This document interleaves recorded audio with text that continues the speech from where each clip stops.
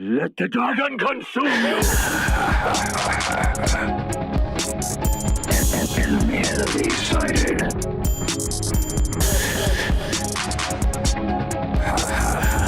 Stop the payload! Stop the payload!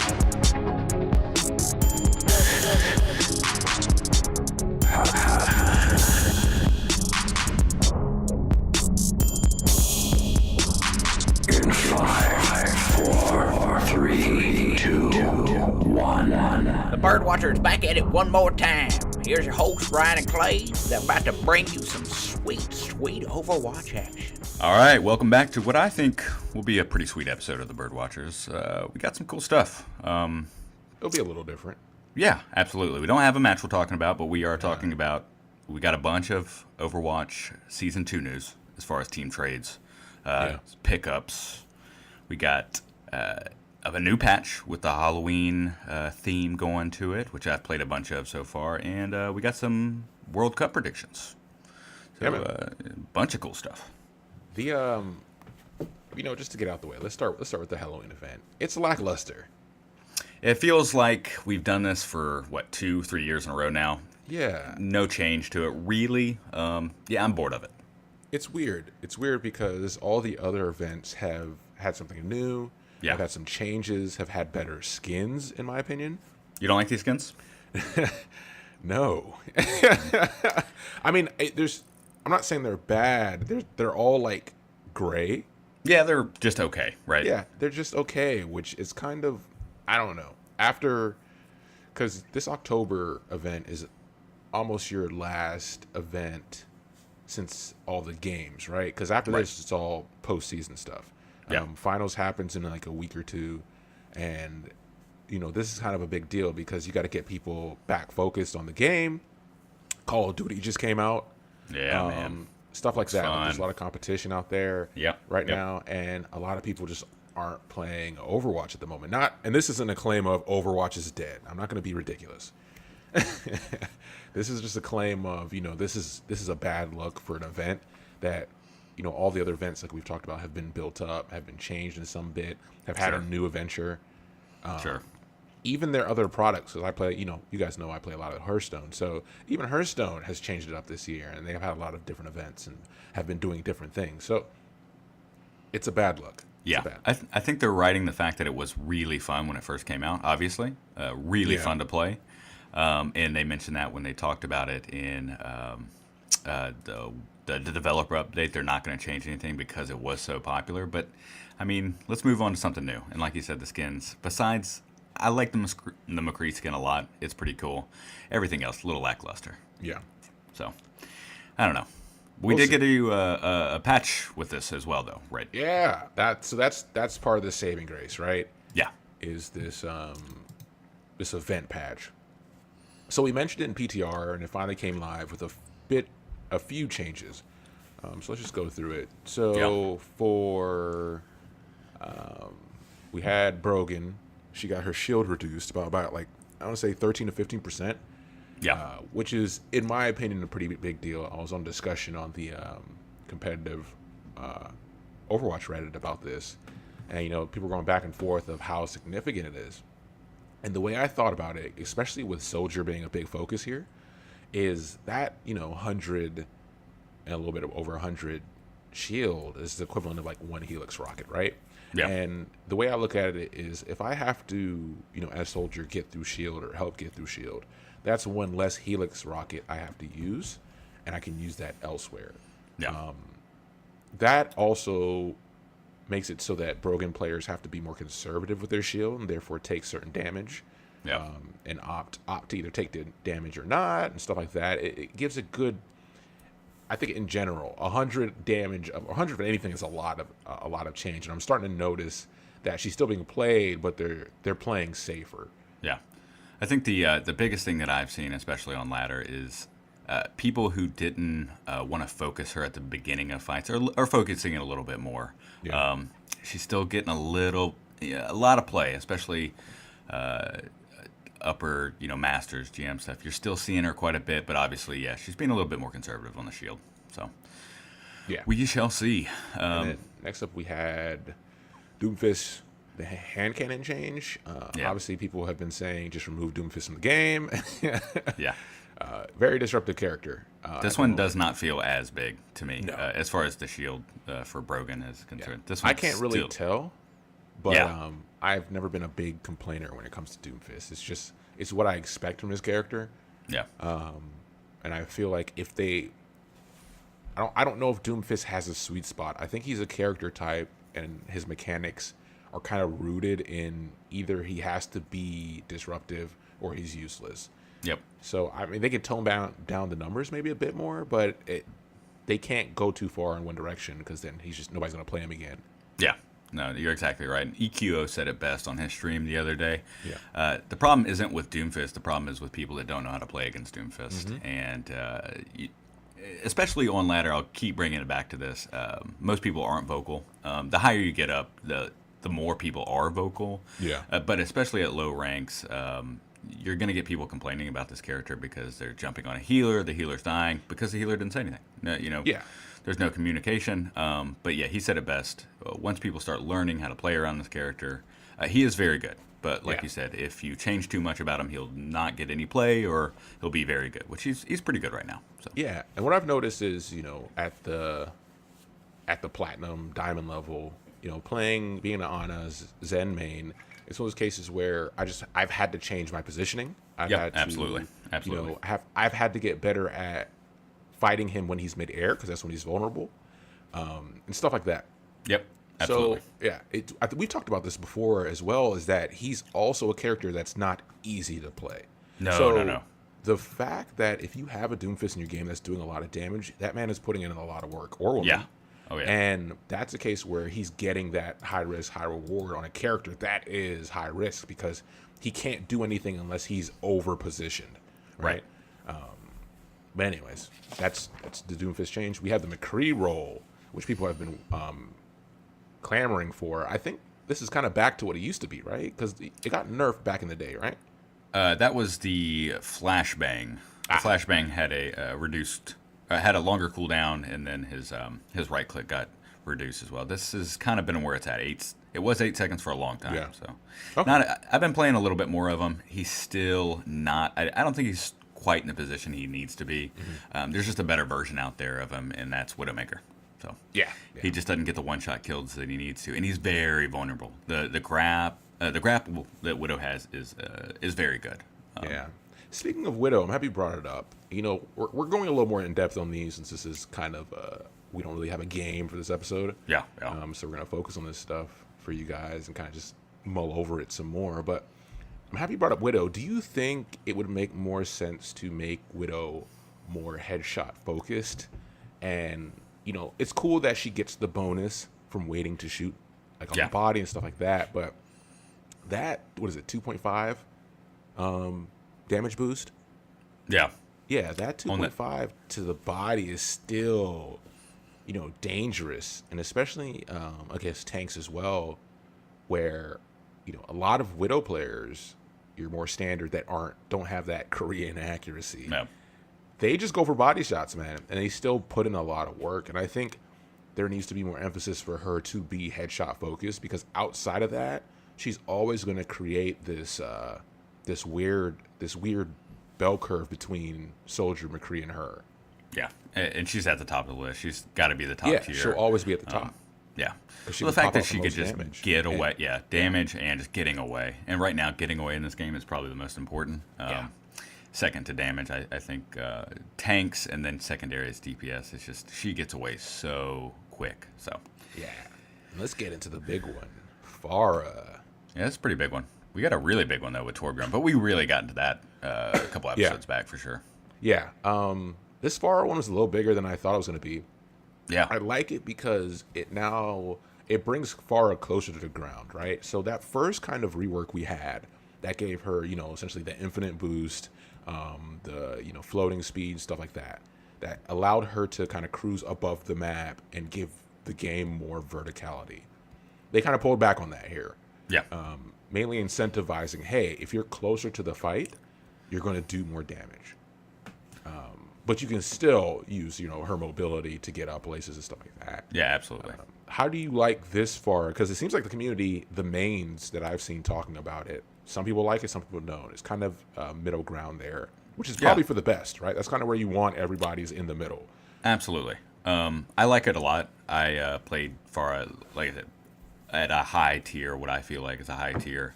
Yeah, we get it. You're good. Yeah.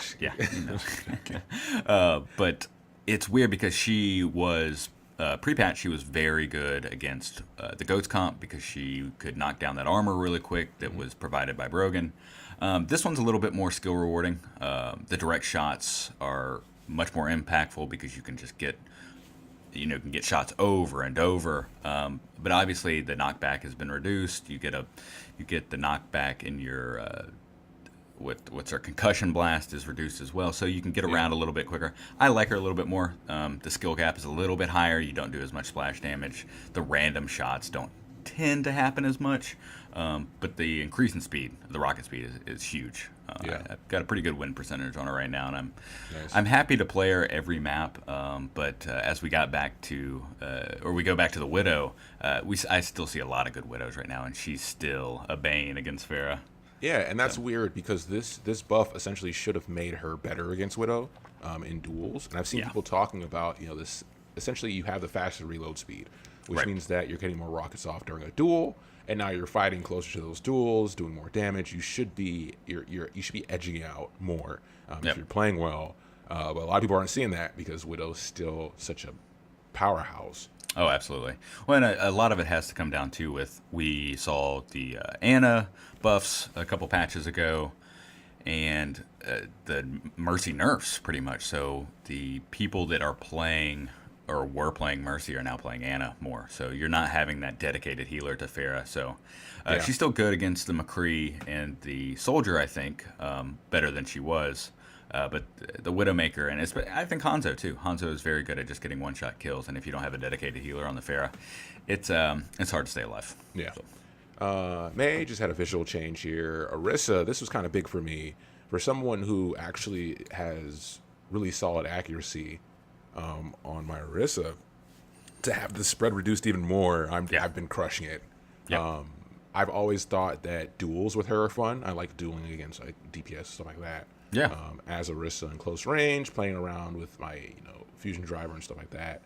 But yeah, the spread that's a big deal. Yeah. And then Soldier 76.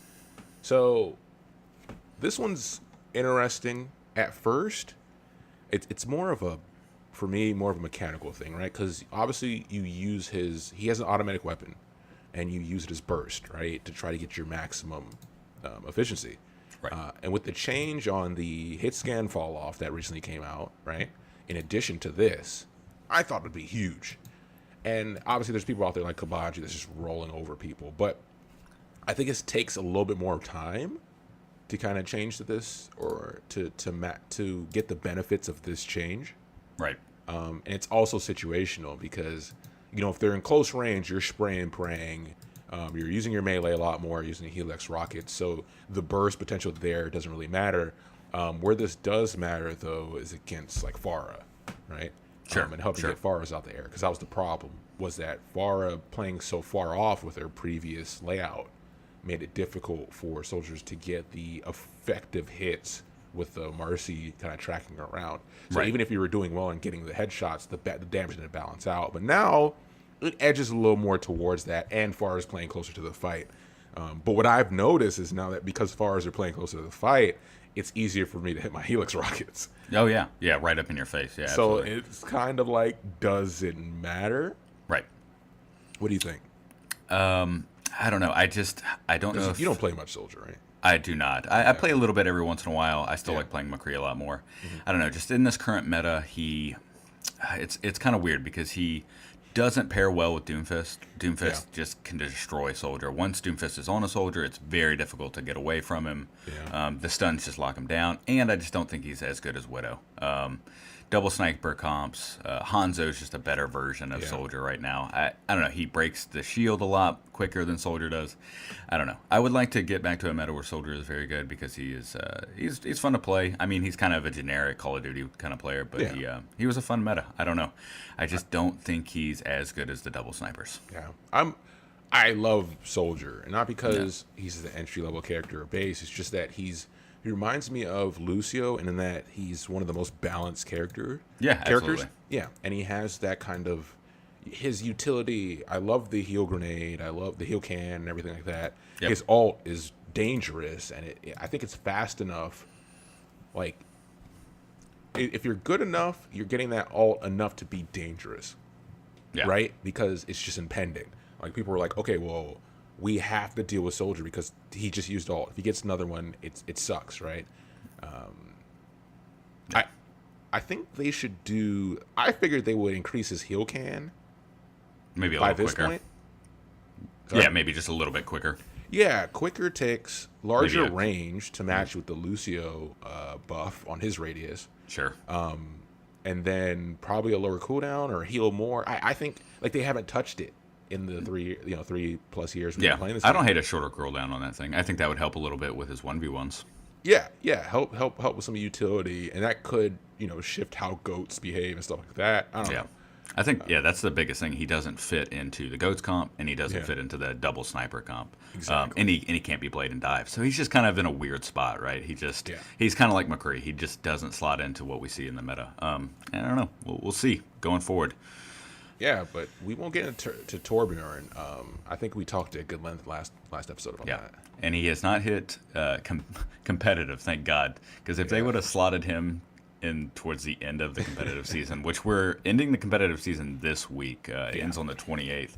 Oh, it would have been it's a shit show at the end of competitive seasons. I could not imagine with a new Torbjorn. I still have to finish. I've been playing a lot, just personal. I've been playing a lot of Quake Play lately, a lot of the arcade stuff, like CTF. Sure. I love when CTF is up. I actually enjoy the variant a lot. But one thing I was wondering, I have not got Busan yet. I've only gotten Busan a couple of times. I think What the hell? get Temple of Anubis instead of Busan every time. I'm not even kidding. I played I finally did my placements on what I consider my main, the account I've had the longest. And I finished it, about where I thought low GM, high master, but I got Temple of Anubis 4 times in about 4 hours, which is insane. You get King's Row, if you're lucky, about once a month. Yeah. About once a month. Dude, I have literally not played Busan yet, and I've been grinding quick play games, which is crazy. You haven't even got it in quick play, huh? No, like I've been just constant queuing, putting some hours in because now I'm at the point, I'm burning a lot of PTO, kind of doing the staycation thing. Sure. So I have some time to play now. So I'm jamming a bunch of Hearthstone. I'm jamming a bunch of Overwatch. It feels good. It's real chill. And I like where Overwatch is at. But I'm like, wait, I fucking haven't seen Busan. That's crazy. People keep talking about how cool it is too, and like the DDR pad. It is a cool map for sure. Can't wait to see it.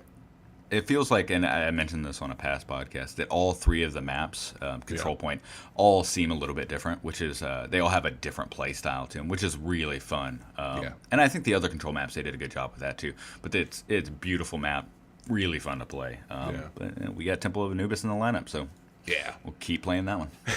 Temple of Anubis. Yeah. Can't spell Anubis without noob. Yeah, it's true. All right, so that's pretty much the patch stuff, and we had some news here, and there's a lot of news. We're gonna pick a few pieces that we care about, because there was a lot of rumors going on. I know somebody kind of talked about Michael again, I think it was it Flowervin, or what's her name? Yeah, Flowervin from where she kind of Runaway. came out. Yeah, she came out and talked about the current state of leaks and how it's affecting like their business from a management standpoint. Sure. Because of a lot of misinformation. Contracts are not a set in stone thing until they're signed and shipped off, and people are on the team and they're practicing. So when these rumors leak really early, or it's based on speculation, it causes a lot of issues when it comes to negotiation and stuff like that. She kind of talks about that. And it's a double-edged sword, right? Yeah. Right? Yep. Because in other leagues, it happens. Like leagues, you have these rumors, this rumor mill starts. And it's funny, I was listening to a podcast called View from the Cheap Seats. which is a sports-based podcast. If you like sports-based, it's comedy as well. It's the Sklar brothers. They're comedians. And they had Blake Griffin on, right, who's a basketball player on the Clippers. And he talked about when a lot of, like, when rumors happen, he's like, 20 things I would read about me when I was in free agency, about 18 of them were completely wrong. Yeah. Right? And that's just the way it is, as he explains it as a player. So I get it from both sides. But I don't know. So I'm kind of steering away from anything, or we are kind of steering away from anything too speculative. Right. Right. Just to say, like, hey, here's a list of names, and here's a list of teams. This is what we heard. So we're probably going to stick to... Yeah, just confirm stuff. I mean... Yeah, we're going to try our best. Yeah, because the newest thing on... I just checked Comp Reddit a second ago, was the Kungdu Panthea. We know him from Contender Season 2 Korea. Possibly going to Shanghai. And it's not a confirmed thing, so we're just... you just never know. Like, that's a big thing to just announce without it being, like, legit set in stone. So we just don't know. So, but some things we do have that are facts. So Atlanta started their Twitter up recently. Yeah, dude. Who would have guessed? Black and red. Yeah, who would have thought? Who would have thought? Yeah. No team name yet. We do have essentially the front office being revealed first. So, like, your community managers, your like assistant coach, your analytics guy, like all those people, they're being announced. The Twitter so far, out of all the Twitters of the new teams, has a lot of personality to it. So whoever they have running it is doing a good job. Yeah. I think I commented a couple times. They commented back, followed, and all that stuff. So that's great. I like keeping up with their Twitter. So that's out there now. Hey, roll hype.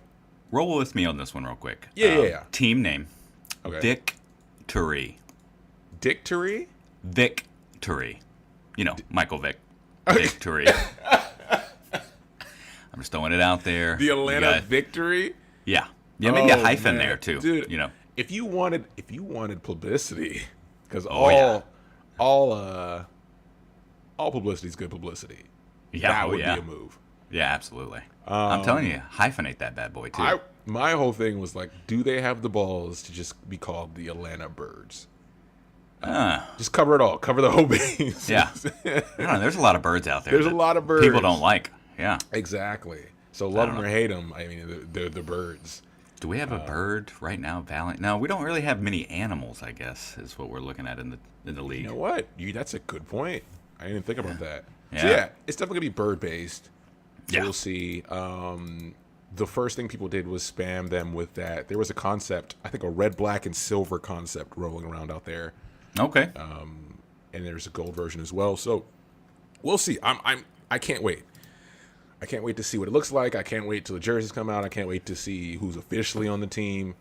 But one thing we did get outside the Atlanta news is the format for next season. Big news. Yeah. I like the schedule a lot, actually. It's going to be sweet. So I'll go through it. So we have the new additions to the division, right? So Atlantic just gets better. We have Paris, Toronto, Washington, D.C., and Atlanta being added to the Atlantic division. Yep. And Vancouver, Chengdu, Guangzhou, Hangzhou, to the Pacific division. And I hope I didn't butcher those too bad. And this is the format. Good. So the new season starts on Friday the 15th, February 2019, or 14, depending on where you're at in the world. Right. Stages, there'll be 4 stages at 5 each week. Wait, no, 4 stages at 5 weeks each. Sorry. So that's different. We had 5 stages last time, right? We had 4 in the playoffs. Yeah, 4 in the playoffs. Okay. And then we're going to have 28 matches per team, which I think is less. It is less, yeah. It's a good bit less. Yeah, I'm pulling out the old calculator to try to figure out how much less that is. Exactly, right. And then we have, first place in each division qualify for the playoffs, followed by the next 4 ranking teams regardless of division. Okay, that's different. So that means 2 more teams will qualify for the playoffs as a wild card after regular season. And I think there's going to be a preseason as well. I'm not sure how that's going to work because there's a lot of show matches going on. And speaking of show matches, so originally, guys, we wanted to do the California Cup for this episode. But unfortunately, they haven't posted the VOD for it. People have been asking for it on Reddit. I tweeted at them at LA Valiant to see what was up. Some people were speculating that they didn't start the record of the broadcast, so it didn't automatically dump it into Twitch right after it was over and stuff like that.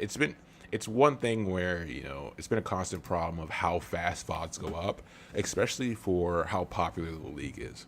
Yeah. This should be instant. This should be, hey, we're done. Automatically uploaded to YouTube, Twitch, everywhere it can be dropped, so people can access this, especially people that aren't in the U.S. Yeah, but Ryan, people are asking us why we didn't watch it live. I wasn't sober enough. I don't know what your excuse was, but I needed that VOD. I needed it. I needed a nap because of the damn. So the LA Houston game was last night, but I'm on the East Coast. Well, we're both on the East Coast, but it doesn't start until like 10:30. So the game kind of drug on. There was like a fight. It was pretty good. You should look up the highlights. But I didn't go to bed till like 2 o'clock. I'm like, dude, I'm not waking up. So I didn't end up watching. I took a nap and stuff like that. So I missed it. Where do they play? Did they play in LA? Yeah. Sold out. Yeah, they did. Okay. Yeah. It was crazy. Good game. Real good game.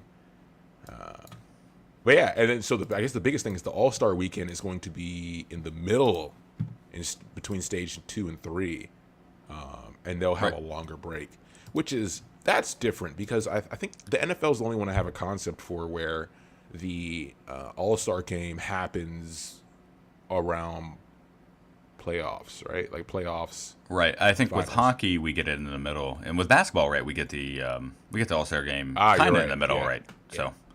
I think they're kind of going towards what we see in other sports. Mm-hmm. Besides, I guess, right, football, we get it towards the playoffs, right? Yeah, it's closer to the end. Yep. All right, I think that's all we got for that stuff. Yeah. You ready to hop into the main chunk of this cast? Yeah, absolutely. All right, so it's finally time for us to do predictions. I think we did like a loose predictions for the World Finals. It's going to start on... end of October, whenever BlizzCon starts. It's November 2nd, I think, is the second first and third. Official. Yeah, the quarterfinals are on the 2nd, the finals are on the 3rd. So we're going to go to the bracket, and we're going to hash out the perfect bracket right here of turnouts. So, all right, let's do this. So just to remind you guys, so we have France, Canada, China, Finland, United States, United Kingdom, South Korea, and Australia. Bunch of bangers. So first game, France versus China. So let's go through the France, rosters. Canada. Wait, slow down. No.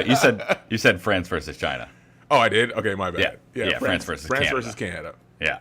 All right. So in France, let's see who our squad is. So we have Soon, AKM, Nico, Poco, Ben Best, Unco. Gosh, a lot of O's. Yeah, and Wins. What's that? Is that a French thing, maybe? The O? Yeah, maybe. I don't know. Yeah. I would figure it'd be like the U sound, like the maybe that's what it is. EUX or Yeah, I don't know. And then on Canada we have Surefour, Agilities, Mangachu, Note, XQC, Bonnie, and Crimzo, with Jane as the coach. So, all right, what are the match? Let's go through the matchups, right? Sure. Can we go through matchups? Let's see. Okay, so let's go through DPS. So we have Soon and, well, who are we going to have as DPS? I know Soon's going to be starting between AKM and Nico. Yeah. Because we didn't see much AKM in the Paris qualifier. I don't know. We definitely see Soon, and I think he's going to be playing. I mean, it's so hard to say. We saw France run a ton of goats in their qualifier. Yeah. It's hard to say. I know Agilities for Canada, he can shift over to that Zarya pretty easily. I don't know if there's another guy that can shift over. We know Poco is insane at Zarya. Yeah. We saw him get really quick, almost twice as fast as I can't remember who they played in the last day. But he was getting grabs insanely fast. So that's something to look at. I think the tank lineup for Paris or for France, especially that off tank, is a little stronger for sure. Yeah. I think XUC is probably a better main tank. He likes to play pretty aggressive. But it looks like Canada's probably going to try to run dive. a lot more dive than France. So Yeah. we'll see. I'm not sure. Is this best of 5 or? I think it's best of 5. Yeah. Okay, so we're gonna go off the notion that it's best of 5, right? Sure. Tank wise, listen. Obviously, I'm Canadian, right? But this match fucking scares me because, like, even tank wise, I feel like Ben Best and Poco have a little more synergy than XQC and Note have. Sure. And it's just the kind of player XQC is. Whenever I watch him play with other tanks, I never feel comfortable as in, oh, they have a chemistry. Because Right. he's more of a leading force than he is a cooperative one. Right. People kind of follow suit, even though there's organization there. I'm not saying that. But Yeah. I feel more comfortable with their tank line than ours. But I think Agilities and Surefour, if Agilities would stop playing Call of Duty, practice, I think that combination, I Yeah. like that better than Soon and Nico. No, you're absolutely right. I think it's got to be Canada's DPS that carry these games, which is very difficult in Overwatch. I've said this 1,000 times. It's a tank game where the DPS back up the tanks. So it's going to be hard to say. And like I said, if France is going to run goats, it is very difficult for Agilities to play Genji against that. And Surefour, we've seen him play really well in the Widow. Yeah. We probably won't see any McCree from him or any Soldier, but maybe we get a Sombra out of him. So Do you think it's on this newest patch or no? I think it is on the newest patch. Oh. So if it's I'm like on 70%. Yeah, if it's on the new patch, I believe Canada has some Torbjorn tech. And Now I don't know if that's going to be crazy. I'm pretty sure I heard something about we have some tech. So Okay. we'll see. Let's look at healers. So I'm not a huge fan of Bonnie. I've mentioned that in the past. He's kind of middle of the road for me. Sure. And Crimzo is a newer guy as far as kind of on the come up. But when it comes to Unko is very hit or miss, where he could tear through your team or he could be very lacking. And he's also a super emotional player. So that's going to play into it as well. Yep. So I'm gonna go Canada 3-2. Really? Okay. What are you looking at? I have to say France is going to win it. I don't have an exact number like you said with Unko. If we get to see him play I've been watching a little bit of Space this week, and he's been doing with Unko. Unko's looking really good on the Ana. So I got to give it to France. I hate to say 3-1, but I think it's going to be a 3-1 France victory. 3-1. Yeah. Yep. I think France is going to come out real strong with goats. And unless we see, I just don't know. I don't think the Canada DPS lineup is going to be able to compare to the big heals, the big armor HP. I don't know. I don't see it happening. All right. So we're split on that from the get-go. Gosh. I blame this on your love of Temple of Anubis. I think that's kind of skewing right. your judgment. Yep. Let's hop into the next one. China Sure. versus Finland. So, let's see.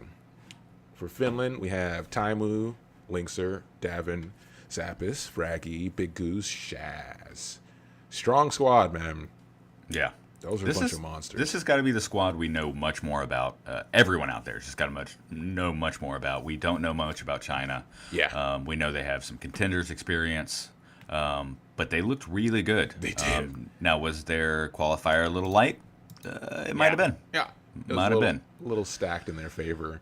Yeah. But for China, we have Crystal, Shy, Leave, Late Young, Guzu or Gazoo, Sky, Evatol. I mean, these guys were definitely somebody that they surprised, and they were confident too. I think after they won, they were like, "Oh, we don't have plans to practice too much and stuff like that," and it was just very, very confident in what they did on the stage. But I don't know. Yeah. Okay, so I'll let you go through the matchups on this one. What do we have? Let's see. As far as DPS is concerned, obviously we got Taimu, who I think we'll see a lot of Widow out of him. And we got Linkser, also just could hop on the Widow. The beauty of Taimu, he can hop on a secondary tank, a off DPS. We saw him play Roadhog when they were playing Goat style stuff, which was people just don't know how to play against Roadhog nowadays. They just don't see him. So I don't know. I don't know much about Davin. And then Crystal and Shy both looked very good. The big thing for me is on the big stage, there's a lot of intimidation. There's a lot on the line. I think Finland has a lot more experience playing at these high level of matches. Obviously, we have way more guys in the Overwatch League playing on Team Finland. They have the experience and being in front of a lot of people. Yeah. I think that's going to be the biggest thing that's carried. I mean, I hope to be proven wrong. I like to see the underdog win these kind of things, Yeah. but I also like a lot of these players. As far as TPS is concerned, a lot of experience there with Tommy and Linkser, but I don't know. Yeah. Shy and Crystal both really did. What's the word I'm looking for? They looked really good, Yeah. especially in their qualifier. I'm happy you brought up essentially what's the rookie theory, right? Or the Right. new guy. And Yeah. in every sport, you see this happen where you have these vets, because Finland has been crushing it from day one, or has always been a powerhouse, especially for their size, right? Yeah. As far as people and stuff like that. But yeah, I don't know. I kind of lean towards Finland here mainly because, like you said, familiarity. They've been there. They've all been through it. Ups and downs. Obviously, I love their support line. Probably out of all these teams, they're probably the strongest the one. goose and the Shaz. They're basically brothers, man. Like those guys, they're right. They're so Yeah. good together. Absolutely. The beauty is they both played on the Glads all season long. There's a lot of coordination between those two. And if we do see a lot of goats, Fraggy, man, we know him as a very dominant Reinhardt. Yeah. Very aggressive. We saw a lot more dive out of China. Internationally scary. Oh, yeah. Yeah. It's the beard, man, and Yeah. the hair. Jesus Christ. Great guy though. Super super friendly. Yeah. All right. So I mean, I think these all going to be close. I think this is going to be. I'm gonna say Finland 3-2. You think it goes to 5, huh? I don't know, man. I hate to say 4-0 Finland. Oh man. I hate to say it. We know who the bad. So I'm the good cop. You're the bad cop. This is a team.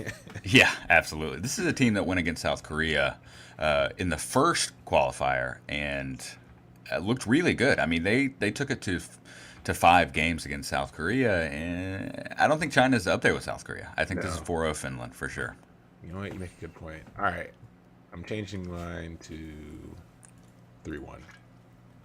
Okay, 3-1. You convinced me. You made a good argument. All right. Next one. United States versus United Kingdom. All right. Yeah, So what do you think? we'll start with United Kingdom. KYB, Mickey A? Yeah, Mickey A. All right. KSP, Smacks, Fusions, Cruise, Boombox.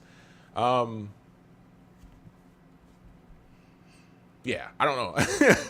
Boombox and Cruise. I like Cruise. I like Boombox. But as far as everybody else, the only person I'm familiar with is Smex, really. And then watching them play, it was all right. Yeah. It wasn't. I don't think they beat United States.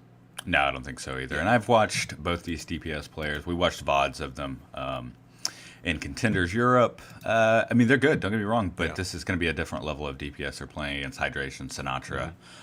Zachary, if you don't ever get to watch his stream, is very good as well.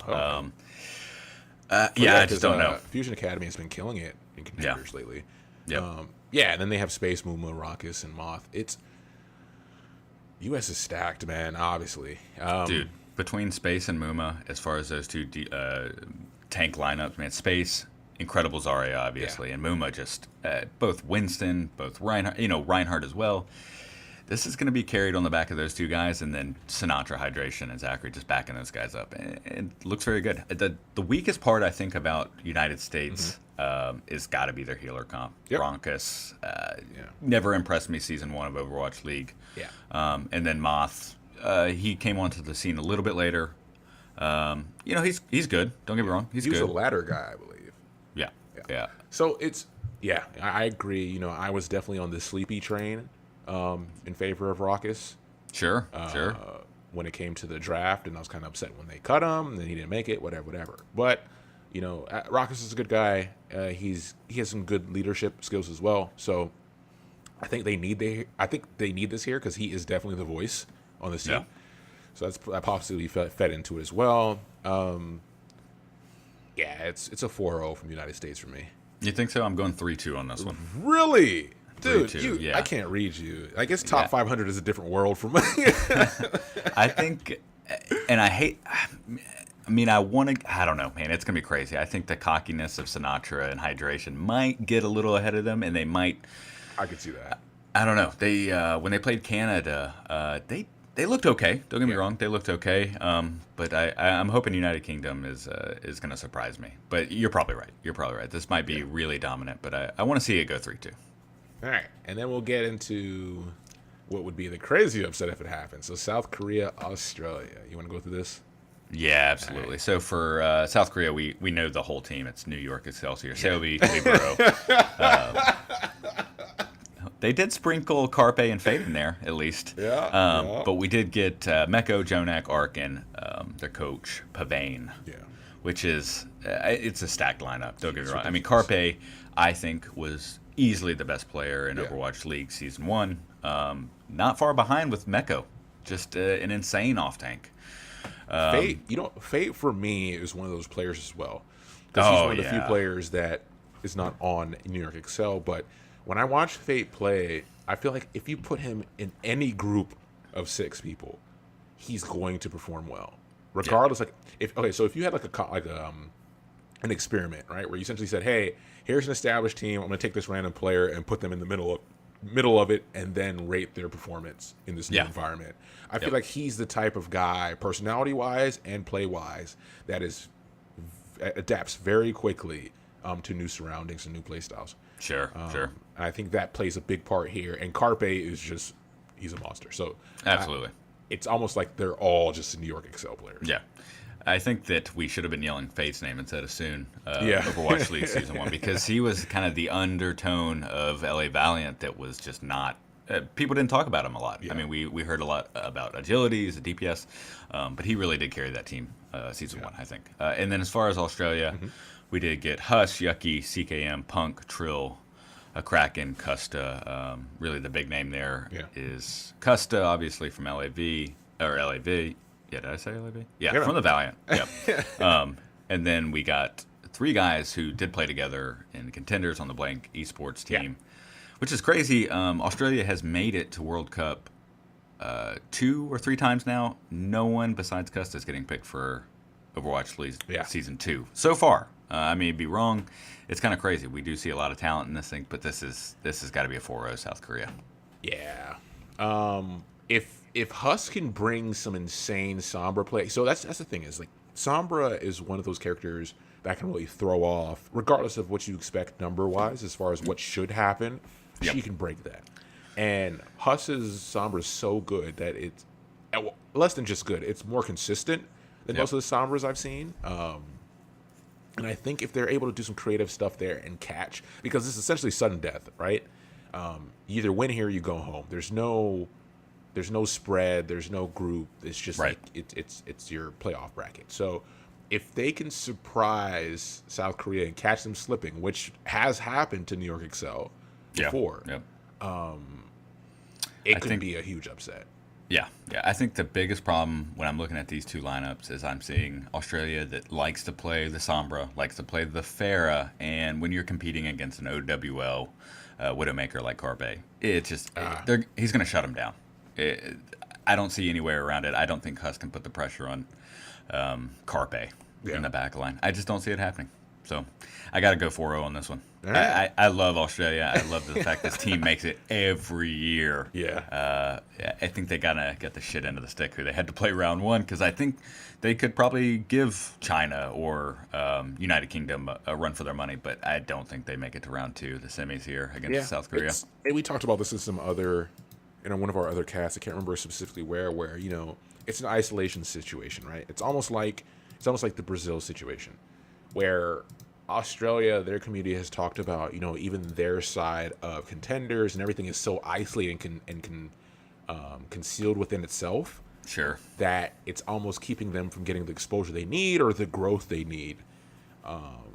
And that bracket also does have a lot of your female players as well. So I hope it opens up more. I hope another Australian player comes in the league or something like that. That would be great.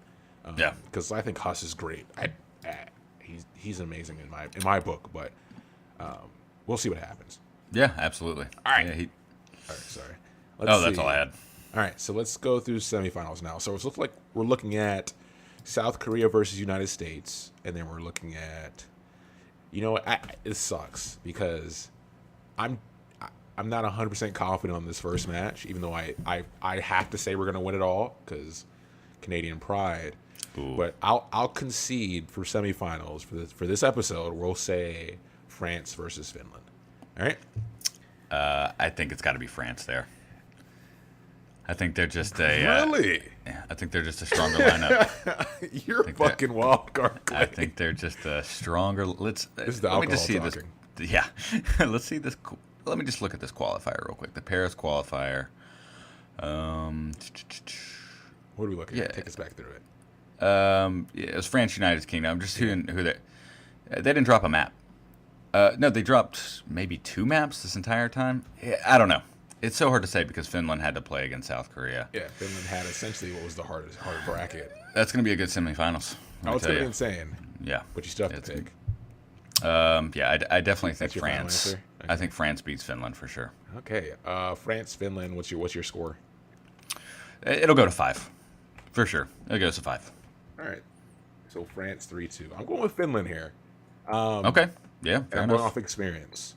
All Like you right. said, I think your experience argument was strong to me, and Taimu has some of the most experience we've seen. So it's going to be hard to shake them. I think France.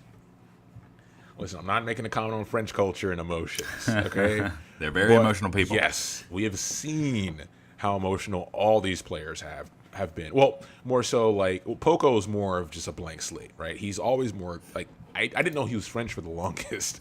Yeah, just me either, actually. Yeah, but when it comes to Soon, Unko, and AKM, we've seen them get emotionally rattled throughout the season. Sure. Whereas for Finland, even as much shit as Taimu has gotten, Linkser's been questioned, Fraggy, Big Goose and Shaz. Shaz is a robot that just plays every character. I think they're more composed as a team. No matter what's happening, they will just play their game. Yeah. Okay. Where I think France, if it starts going bad, that could be some. And I'm not a psychologist. I'm just saying that I feel like emotionally, Finland is more Got the set in stone. stronger ahead game. Yeah. Okay. Fair enough. Yeah. So I'm gonna go with Going Finland here. I'll go Finland 3-2 because this is definitely not a blowout. We definitely agree on the 5 games for sure, though. Yeah. And then we got United States, South Korea in the semis. Yep. That's South Korea. Because the Lord deems it so. Because that's the entire New York Excelsior with Carpe on the team. Yeah. Yeah. You think it's a 4-0? I think it's a 3-1. 3-1? Yeah, I think it's the 3-1 as well. Yeah, I think United States will sneak a map in there somewhere, but I don't know. This team looks just insane. Yeah. And then when I'm looking at the United States team, I'm like, I mean, they've been playing together. They've probably been scrimming quite a bit, but New York played every day together last year. So the coordination could not be higher. We do know they don't play goats well. Yes, we do know did that. see that. Yeah. But I still think South Korea takes this 3-1. They've had a lot of time to practice this. They probably going into the playoffs of Overwatch League Season 1, they're probably not playing as much goats as they have been now.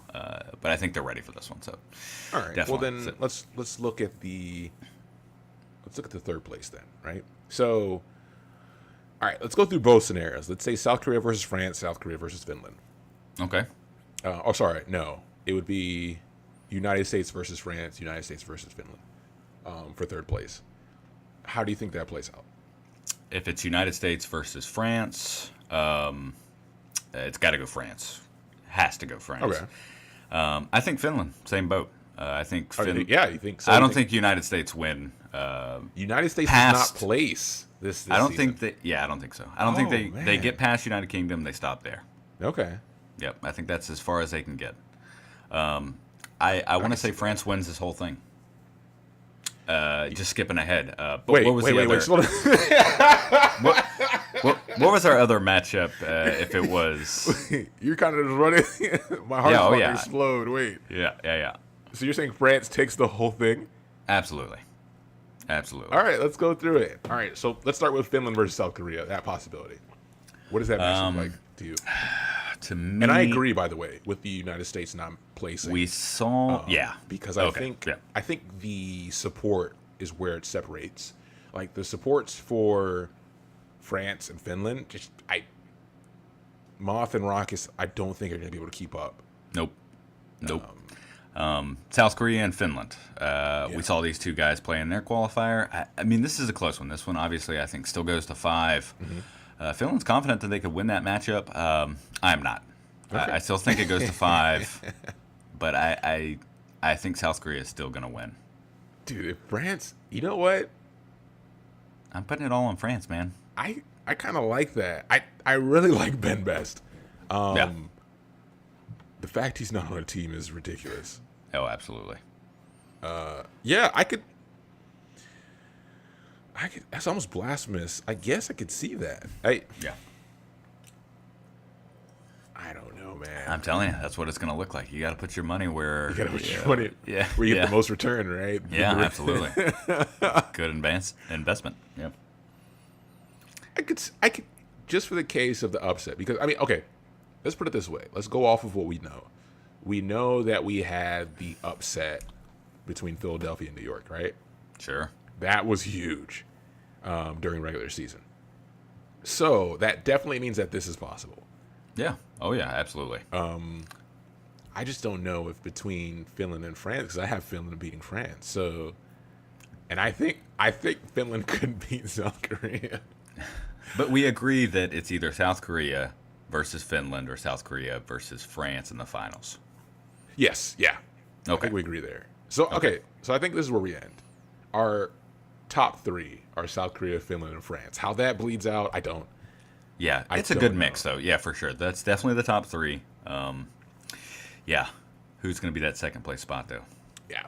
And that's it. So there's our predictions. We finally did it. That was a little bit longer than I thought it was going to be.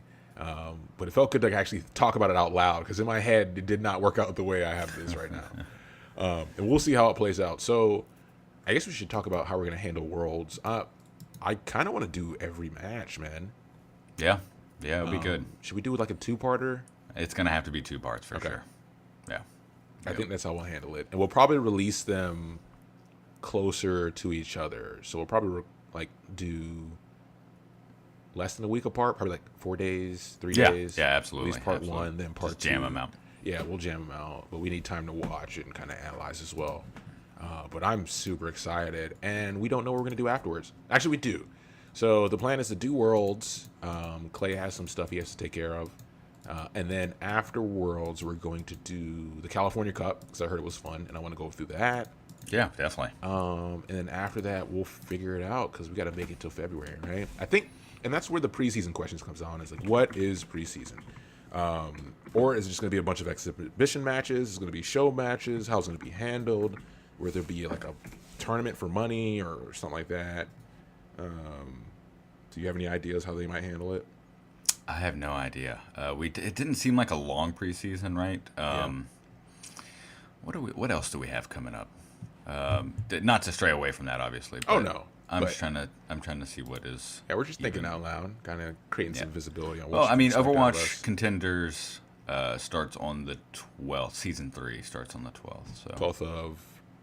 October. So it's already Oh. started. Oh, there you go. Yeah. We're going to give you guys some contenders, especially with all these dudes that popped up during fucking Worlds, man. Yeah. Like, I'm kind of mad I missed some of these names. Yeah. What sucks is we will not see these guys. The trade window or the signing window ends December 1st. And I think these are contenders trials that are going on right now. So we don't have any actual matches. Season 3 starts. Overwatch Contender Season 3 starts October 22nd, ends November 8th. Yeah. So we'll definitely have some stuff to talk about for sure. All right. So you guys can reach us, as usual, at Gmail, the birdwatcherspodcast at gmail.com. Shoot us a message about whatever you want to talk about. You can find us on Twitter, Facebook, YouTube, Reddit, Instagram. Like, follow, subscribe if you want to see what we're up to. And, join the competitive Reddit. Get on there. Get in some arguments. It's always good. I like that it's still active. It's growing. I think. So when we started, this cast. I think it was at like 120,000 subscribers. Now it's at 180 almost.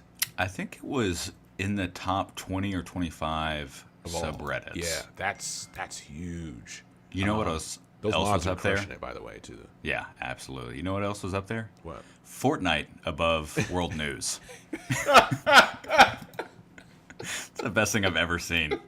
That is what we're coming to at this point. It's about what's important, Clay. It's not, we don't need all that other Tell you, bullshit. dude. Yeah. We need to know what's going on with Ninja and fucking Daquan and Oh yeah, Tifu. Yeah, that's way more important. Pokemades, Politics. yeah. Fuck that. no, Yeah. it's all a shit show, anyways. Oh yeah, absolutely.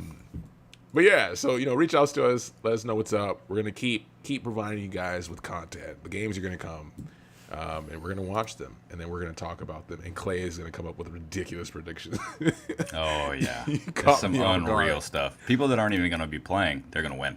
Dude, I watch it turn out exactly how you said it. People are like, "This guy's a genius." So you're Someone needs gonna to go pick me run up. off, become a coach, Yeah, leave me in the dust.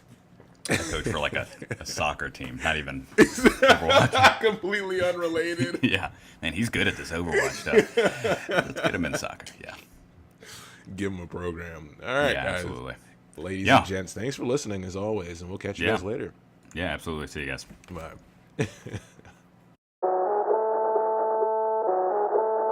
I have destroyed more of your kind than I can count.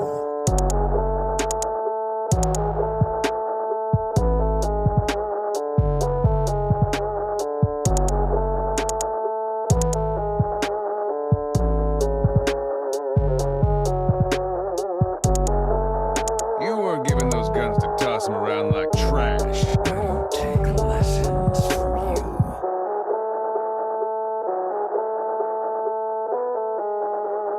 Try not to get us killed out there.